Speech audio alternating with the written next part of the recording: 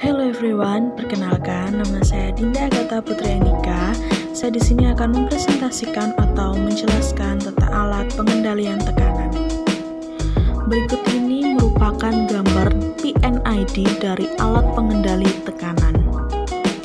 Selanjutnya, saya akan menjelaskan variabel pengendali yang ada dalam alat pengendali tekanan. Yang pertama yaitu ada input variabel. Input variabel ini meliputi MV. MV-nya adalah laju alir air udara yang masuk, lalu disturbance yaitu laju udara yang keluar pada V6. Lalu yang kedua yaitu output variabel. Output variabel meliputi PV. PV-nya yaitu tekanan pada P4, lalu yang terakhir adalah set point atau SP, yaitu nilai tekanan pada P4 yang diinginkan.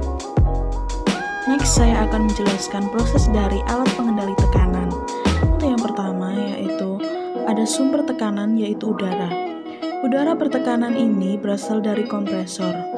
Setelah udara dari kompresor masuk ke peralatan pengendali tekanan, lalu dipisah menjadi dua, yaitu masuk ke V1 dan masuk ke V2. V1 mengarah ke atas, lalu untuk V2 mengarah ke kanan. Untuk V1, dia langsung terbaca di pressure gauge, itu di setting 22 PSI. Dengan cara mengatur, yaitu mengubah V1. Lalu yang selanjutnya, untuk mengatur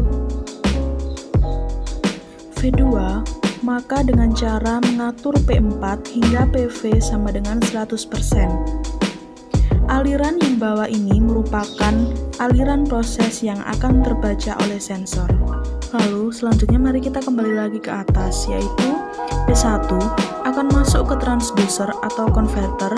Converter ini sendiri fungsinya untuk mengkonversikan tekanan yang semula 22 PSI terbaca menjadi 3-15 PSI.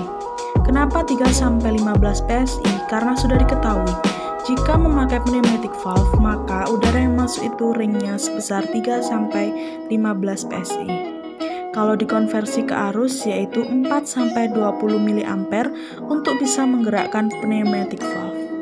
Selanjutnya, proses akan berjalan menuju tangki dan akan diukur oleh alat ukur. Lalu ada dua opsi yang dapat dilakukan pada saat proses berlangsung, yaitu yang pertama bisa menggunakan tangki atau tidak menggunakan tangki. Jika menggunakan tangki, udara tekan akan masuk ke dalam tangki kemudian keluar melalui pipa. Lalu, yang penting dan menjadi catatan yaitu pada saat membuka tutup valve. Kalau posisinya searah pipa berarti terbuka, kalau berlawanan arah berarti tertutup. Kalau menggunakan tangki, prosesnya akan lebih smooth karena ada peredam, yaitu tangki tersebut.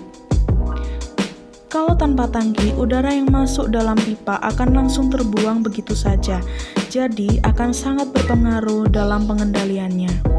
Selanjutnya kita akan menghubungkan antara proses sensor dan disturbance tersebut ke dalam controller.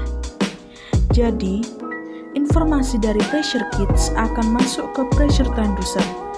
Jadi, P akan mengubah ke dalam bentuk I atau tekanan diubah menjadi bentuk arus, lalu masuk ke pengendali. Di dalam pengendali sudah disetting set point-nya, sehingga masukkan alat ukur tadi disebut sebagai proses variabel. Proses variabel itu masuk ke pengendali, kemudian terbaca dan dibandingkan dengan set point dengan menghasilkan error. Lalu error diberikan oleh pengendali ke final control element untuk menggerakkan FCE atau final control element. Tetapi karena hasilnya dari arus dan yang digerakkan adalah tekanan, maka harus diubah terlebih dahulu dengan konverter dari arus ke tekanan. Jadi dari sini dapat memerintahkan final control element dengan batasan tadi yaitu sebesar 3-15 PSI untuk membuka atau menutup pneumatic valve. Lalu dengan membuka atau menutupnya pneumatic valve akan membuat proses terus berjalan. Diharapkan udara yang masuk dalam pipa terbaca dan memberikan informasi yang sama dengan errornya atau set point-nya. Nah, Baik, berikut adalah gambar diagram blok dari alat pengendali tekanan. Saya akan menjelaskan sedikit tentang diagram blok.